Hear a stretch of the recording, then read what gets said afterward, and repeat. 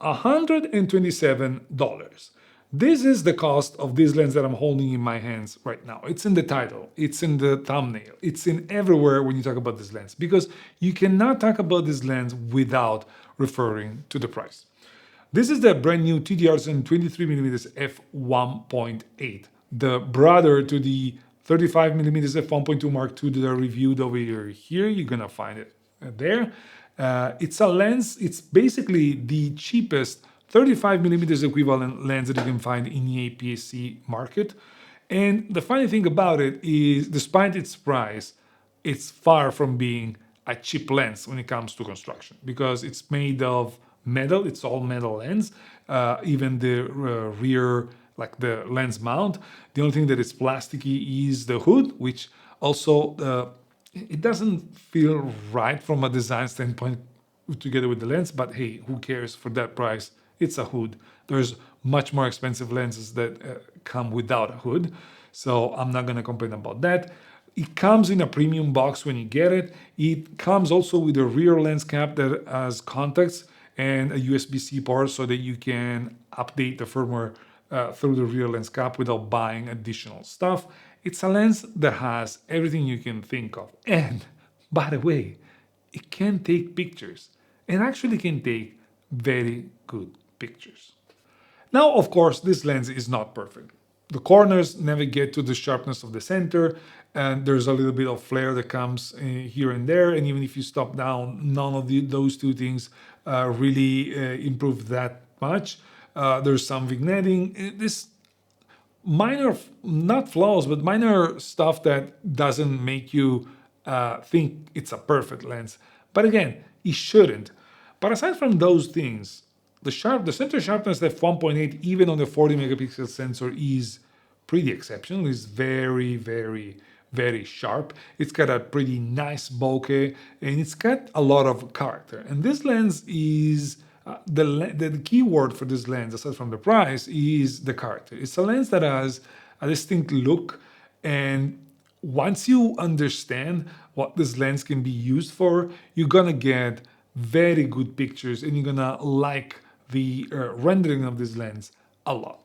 Even from an autofocusing standpoint, the autofocus is pretty fast and decently accurate. I mean, it's not the best autofocus in the world, but again, you should not expect it for that price. The other thing that I would have hoped to be different is that at the minimum focusing distance, this lens doesn't show the amount of sharpness in the center that you have everywhere else.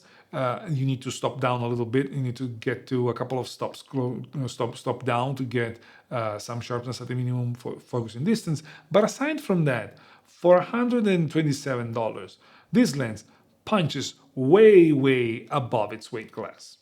Now, is this a professional tool? Of course not. Is this a precision tool? Again, of course not. But no one in the right mind would ever consider a $127 autofocus lens to be a precision tool or a professional tool, nor they should, because they would definitely be wrong. What this lens is built for is to allow photographers who are on a budget to play, maybe for the first time, with a prime lens, to play with depth of field, to try what it means to have a flexibility that an f1.8 lens give you compared to maybe your kit lens or lenses that are not as bright as this one. And you get to play with it without spending too much.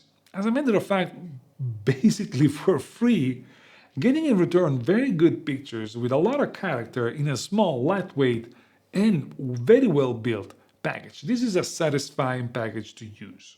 As a matter of fact, any of those Fujifilm shooters that are curious to know what it feels like to shoot with a 35mm equivalent lens, maybe because they are planning or willing to move at some point to an X100, whether it's the 6 that we have right now or the one that are gonna come later, they should probably get one of these, try it out without spending that much, getting an understanding as to whether they like shooting with a prime, as to whether they like having the limitation of having only one focal length, but also the flexibility of having an f2 lens and a lens that is not that big or heavy that doesn't scream, look at me, when you're photographing people, when you're photographing around, when you're wandering around, and all of that. They should give it a try on their cameras so that they understand whether moving towards a camera like that makes sense or not for them.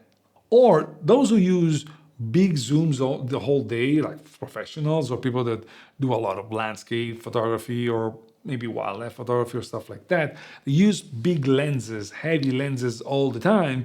They still haven't lost the passion for photography, and for their personal stuff, for their family stuff, for their whatever. They want to have a little bit of fun. They don't want to spend too much because this is not going to be their main lens for work and stuff like that. So they don't want to invest too much on other lenses.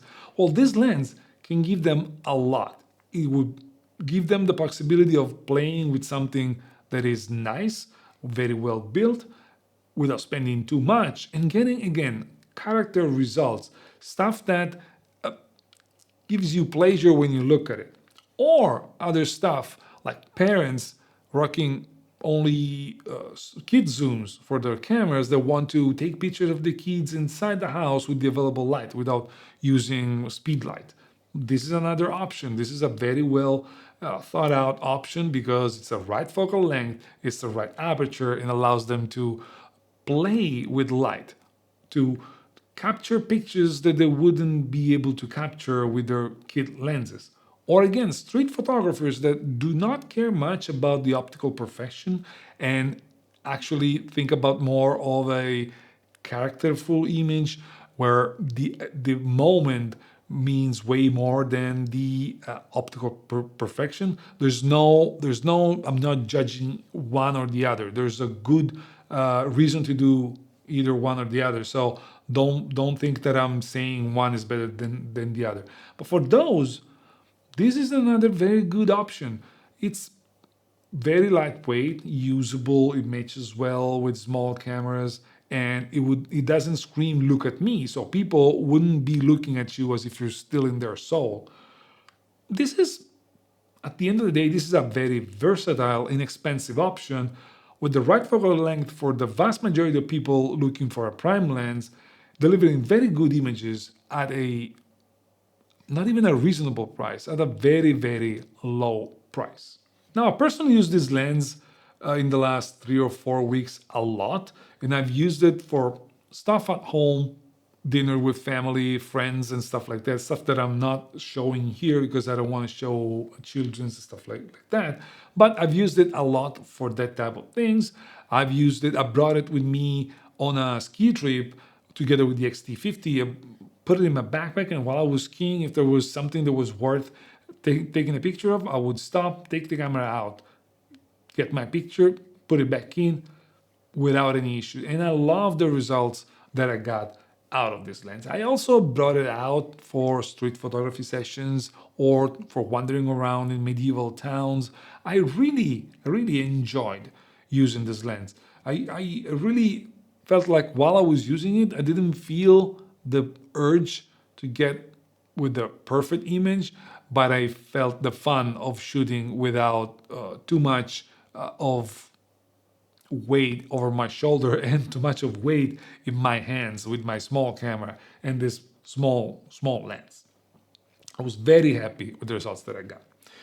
And as you can tell, again, I'm very happy with this lens. And I would say that unless you already have another 35 millimeters lens that is a higher price range, let's just say the 35 f2 from Fuji, or I don't know, other lenses that you can have in your kit, or unless you absolutely hate the 35 millimeters equivalent lens or shooting with primes at all, unless you're in those two categories, if you're curious about trying out prime lenses, if you're curious about the 35 millimeters focal length on a prime lens, this is probably the lens you should get, because for the price, you just purchase it. If you don't like it, so what? You've spent $127. Who cares? We all know that photography is an expensive hobby. It's an expensive profession too. So $127 is really a nice price point. Just even if you want to try it out and see if it sticks. That's That's really it. That's really what this lens enables you to do. You just purchase it. You don't like it, you're gonna sell it, you're gonna lose 15 bucks, maybe, and you're gonna be happy anyways. It's a and you're not gonna be disappointed by the result. Again, I'm saying that continuously because it looks like for $127 you should get crappy result. You don't with this lens. You absolutely don't. Now, of course, to be clear, TTArtisan sent me this lens to review, and I get to keep it. But they don't know what I'm saying. They're looking at the video at the same time you are, and they don't get to tell me what to say, what not to say. And of course, I haven't been paid to push out this content. I'm genuinely happy with the results that I got. I'm genuinely happy to be able to tell you that this lens is worth your $127 because you're gonna get nice results that you will definitely like. That's basically it. Thank you for watching, guys. I hope you liked the video. If you did, leave me a thumbs up. Subscribe to the channel if you haven't. Ciao, and I'll see you in the next one.